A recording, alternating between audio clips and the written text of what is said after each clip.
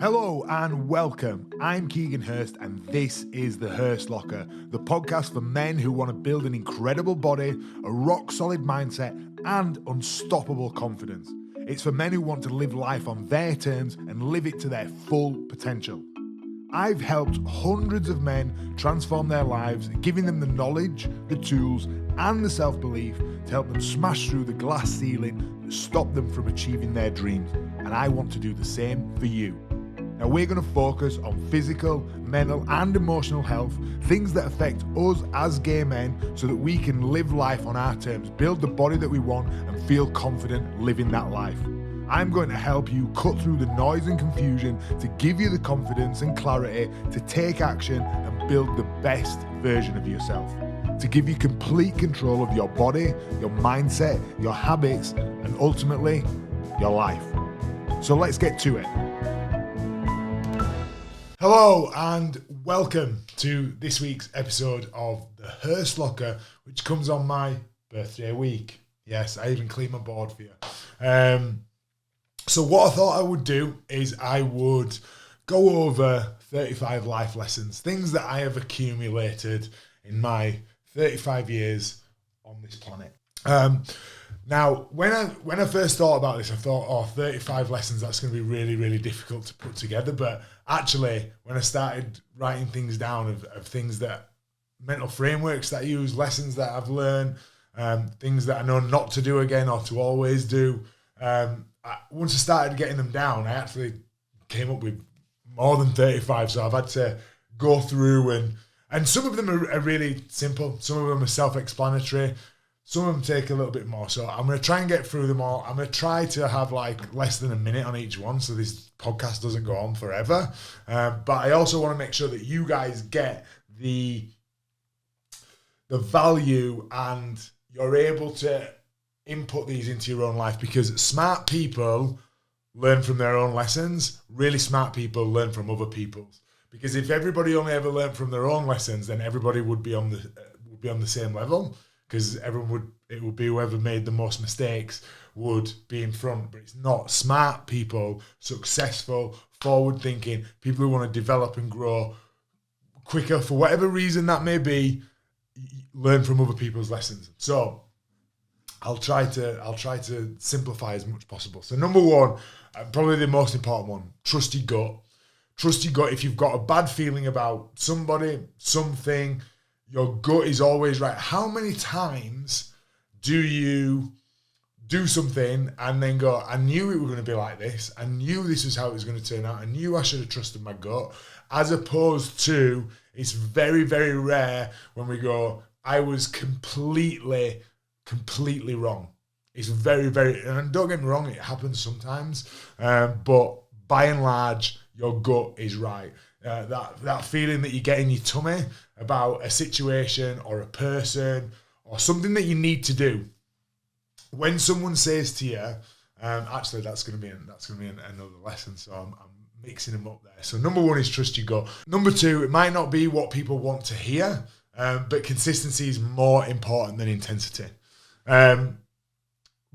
Some people, they fly out of the blocks. I see this as a coach all the time. People fly out of the blocks. They start a new training program, start a new regime. They're perfect for a month, a week, 3 months, whatever it might be. It might be longer than that. And then they drop off. And then everything goes to shit. Consistency. You are better at being 70, 80% good 70 to 80% of the time rather being 100%, 10% of the time. Over time, which is always going to pass you by in any way, you are better off being consistent because the results, they compound. Compounding is an incredible, what was it? Einstein said it was the 8th wonder of the world. Everything compounds, including your results, and that goes with regards to relationships, finances, your health, your habits. Everything compounds when you are consistent. Lesson number 3, this I've stolen this from a coach that I had, but he was so on the money with it. Extraordinary people, he said it about teams, but it's the same for people. Extraordinary people do ordinary things extraordinarily well. Not the other way around. It's not about doing extraordinary. It's not about doing extraordinary things ordinarily well.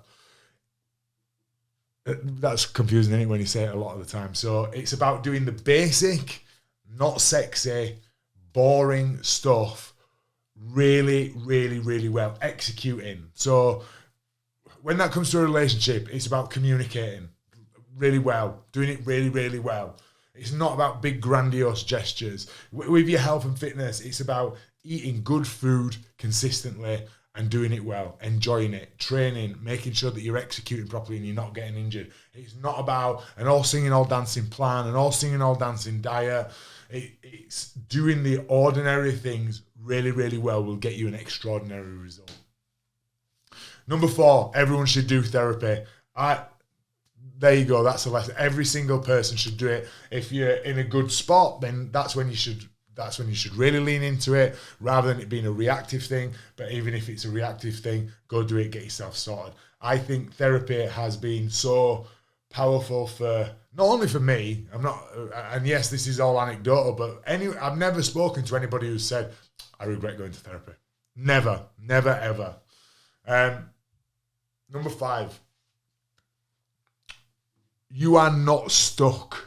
I think this is a really important one because people often give up on things prematurely and they don't stick at it. And I've spoken about consistency and other things, but it's about, I always think of the metaphor from the analogy. It's not a metaphor. The analogy from James Clear in Atomic Habits. And he talks about how when you put an ice cube in some water and you heat the water up, you raise it 1 degree, it might not melt. You raise it another degree, it might not melt. You raise it another degree, it might not melt. But on the next one, it melts. Now, was it that one that melted it? Or was it the accumulation of all the ones that you've added on? And that's the thing. People think they're stuck and they give up too early. It might take a day, a week, a month, a year, a decade, but you can get to where you want to go. Now, that doesn't mean just keep banging your head against the wall. You need to know that it works. But often people give up way too easily. Number 6, every relationship you have been in up until now, this is something that our psychotherapist in the PTIQ said, and it really blew my mind when he said it, and I've really adopted it. But every relationship that you have been in up until now has failed. Right? Just think about that. You know, whether you've been with someone for 10 years or 10 minutes, all the relationships before that have failed. And yet we all still try, you know, no matter how disastrous a relationship has been, no matter how much we've gotten hurt, we continue to try and be in relationships. Why do we not adopt that mentality with everything else? With our careers, with our health, with our fitness, with our mental health, with our well-being, with our relationships with friends and family. I just, for me, that's a really powerful thing, that if you change your mindset around something, you can still make it work. If you can make a relationship work after being, you know, failure after failure after failure after failure, you can do it with something else as well. And it's a big thing for me as a coach, is being able to take an area where someone is really successful and bring it over into another area of life where they're not as successful. Because if you've got the traits, you've got the traits. You can do it. And if you've been, you know, successful in any area of your life, you can be successful in another. Number 7, comparison is inevitable. It's a part of human nature. It is a part of human nature. We all do it. So compare yourself to better people for better reasons. Rather than picking metrics where you know you will lose, which is what we always do, we pick, if they've got more money than us, we'll pick money. If they've got a better body than us, we'll pick that. Or let's say they've got more visible abs, or they've got a bigger chest, or they've got a boyfriend, or they've got a house, they own a house, rather than whatever. We will always pick a metric where we lose. That's what we do, is we beat ourselves up. So compare yourself to better people that you want to aspire to be like, for better reasons. And that's the important one. Holistic, healthy, wholesome reasons that are going to help you to grow. Number 8, most people run away from truth and towards what they want to hear, don't be most people. Really simple on that. I'm not even going to expand on that because it's really simple. Yeah. Number 9. Number 9 is in a similar vein. The more that something scares you, the more you need to lean into it. If there are lots of things going on at the minute in your life, and there's one thing that you think you're avoiding at all costs, that is the thing that you need to lean into the most, and that is where you will get the most growth. Number 10, speaking of growth, there is always growth on the other side of challenge. The bigger the challenge, the more the growth. Someone once said to me, the bigger the breakdown, the bigger the breakthrough. So whatever you are going through in life, no matter how difficult it is, you will always have grown through the other side of it. You cannot have challenge without growth. Now, you might not necessarily initially be able to see what that growth is, but you will do down the line.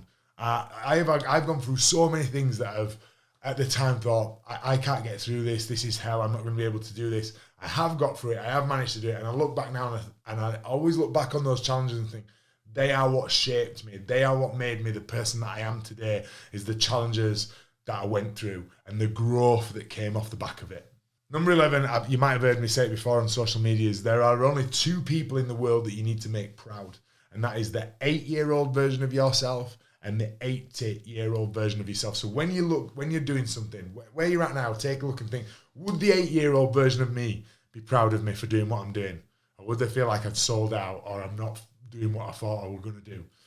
The 80-year-old version, will they be looking back and going, I'm really glad that you did that you behaved like that you acted like that?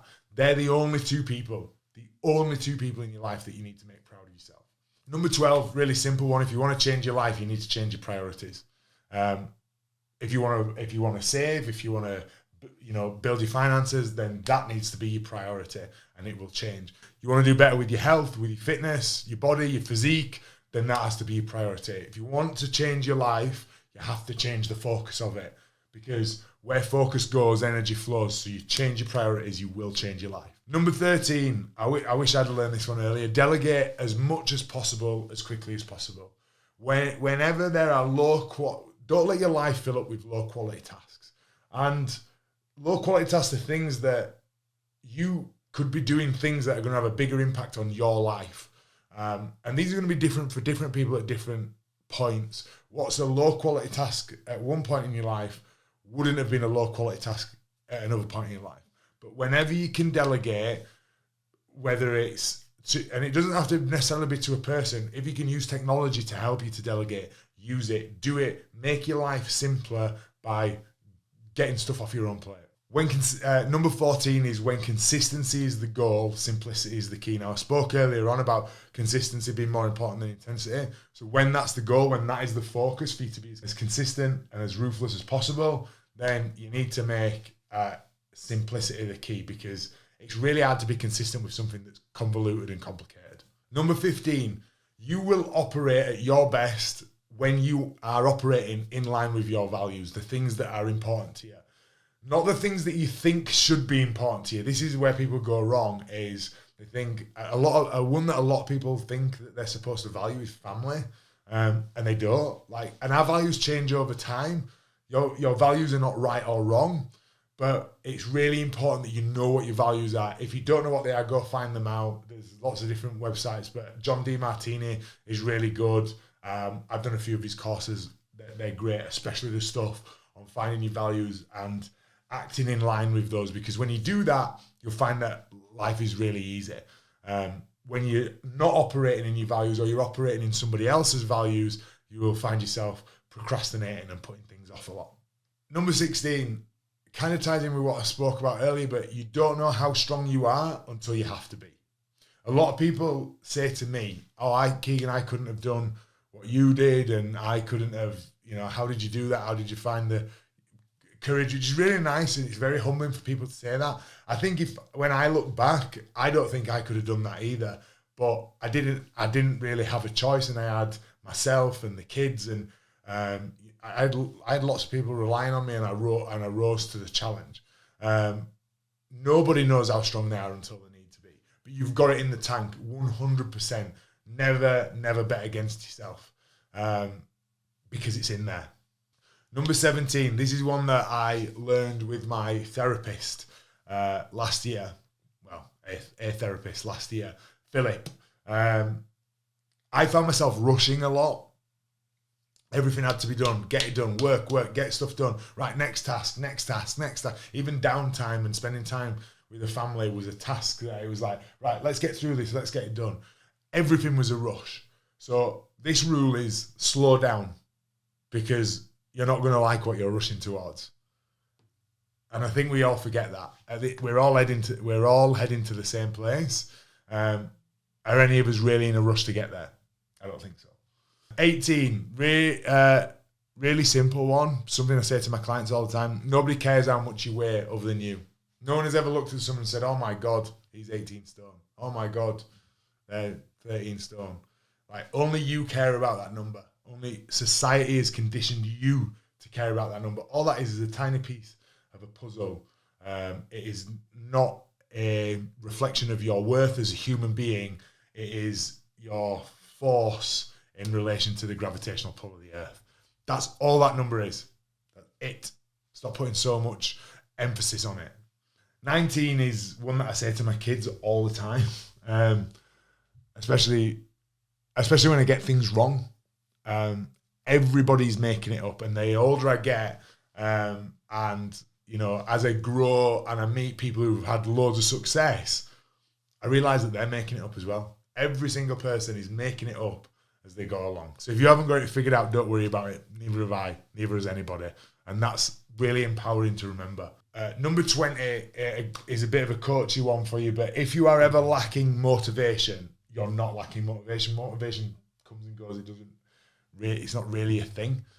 If you don't have motivation, what you don't have is clarity and direction. If you don't know where you're going or how to get there, then you will procrastinate and you will find ways not to do it. Because think about it like this. If I asked you to come to my house, but I didn't tell you how to get here, how long it's going to take, what you're going to bump into on the way, you're not going to be keen to do that, because you don't know if you're going to get there and you don't know how long, if the payoff is going to be worth it. Whereas if I told you it's this road, it's going to take this time, you're going to bump into this at this point, this is how you deal with this when you get there, and when you get here, you're going to get this, you're going to be a hell of a lot more likely to do that. So it's not motivation, it's clarity, it's direction.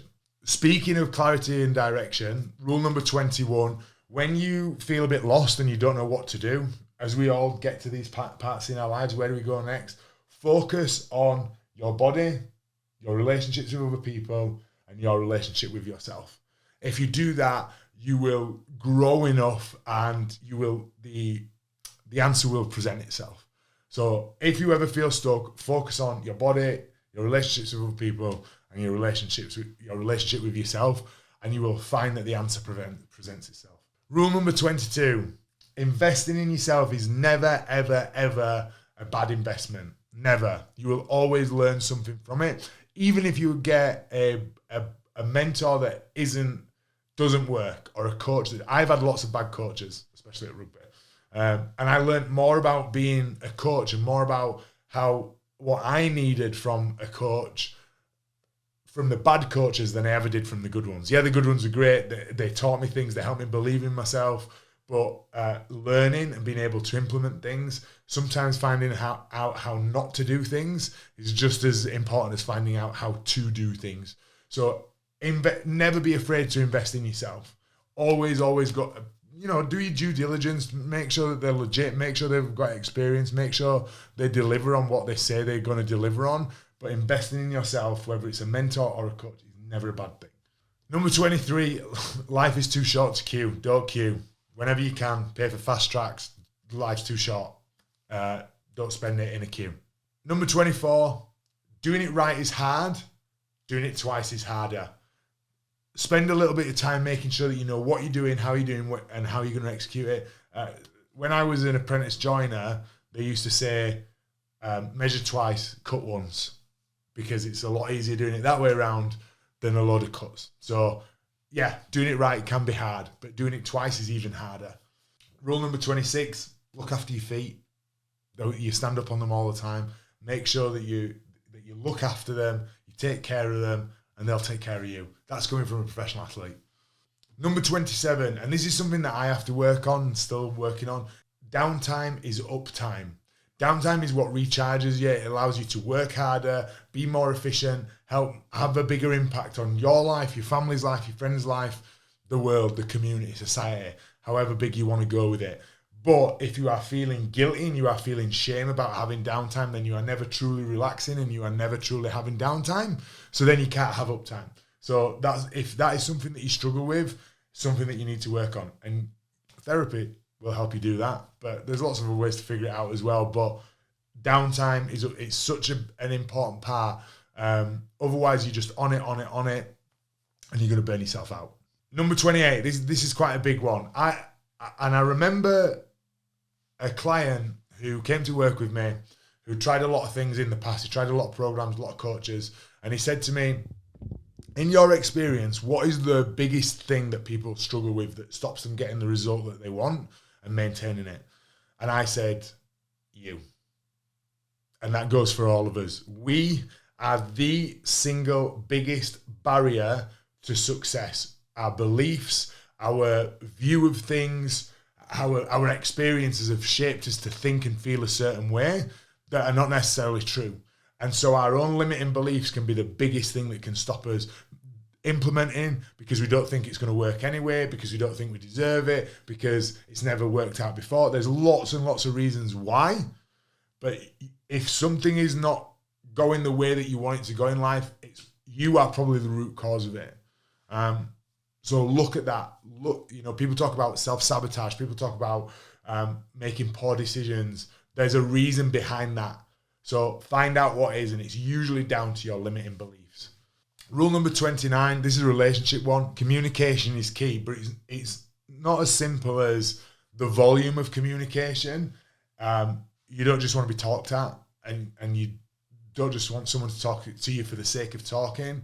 Yes, it's about speaking with intent. It's about listening, not just hearing, but it's also about communicating in a way that people want to be communicated with. For instance, I do not want to have deeper meaningfuls when I've just got into bed and I'm trying to go to sleep. That's not the time to start bringing up deeper meaningfuls, admin, stuff like that. That is not a good time. Get me, let's have a discussion with someone. When do you want to be communicated with? How do you want to be communicated with? And arrange it so that it works for both parties. And if you do that, then relationships are really, really easy. That's the big thing that stops people is that lack of, not just a lack of communication, because sometimes people say that they talk a lot, but they don't get the communication right. And remember, communication is physical as well as it is verbal. Rule number 30, simple one, spend money on experiences, not on things. You'll cherish the memories a lot more. Remember that 80-year-old version of you that you're trying to impress? They're not going to be happy. They're not going to be chuffed with you that you spent all your money on T-shirts that don't fit you anymore. 31 is be quick to apologise, and this is a lesson that I have learned the hard way, and it's impacted friendships in the past. But lesson number 31 is be quick to apologise when you're wrong. You do more harm than good by being stubborn. The more time that passes, the more damage that has on friendships and relationships. So whether it's with a partner, a family member, a friend, a colleague, when you're in the wrong, be quick to apologise. Yeah, don't just stick it out and hope it'll get better, because it won't.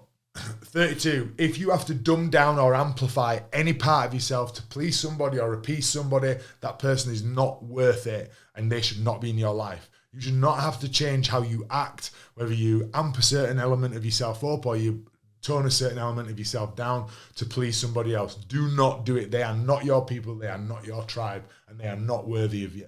33, speaking of tribes, find your tribe. Hold on to them. Your tribe should love you. They should accept you, but they should also challenge you. Yeah?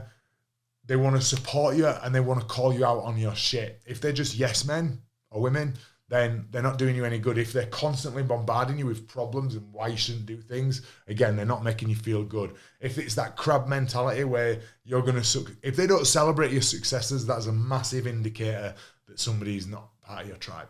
Number 34, number 34, what gets measured gets managed, right?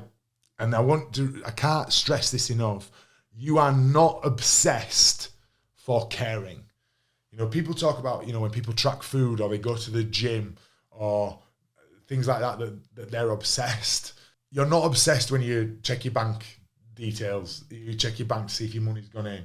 You're not obsessed when you check to see how much food's in the cupboard. You're not obsessed when you see how much fuel is in your car, but you are obsessed when you track calories or you go to the gym. Like, it's called caring. It's called being conscious. And if you want something to improve, measure it, focus on it, and you will, whether that's your sleep, your exercise, whatever it is, measure it, and then you will manage it. And rule number 35, opinions are like arseholes. Everybody's got them, and they usually stink.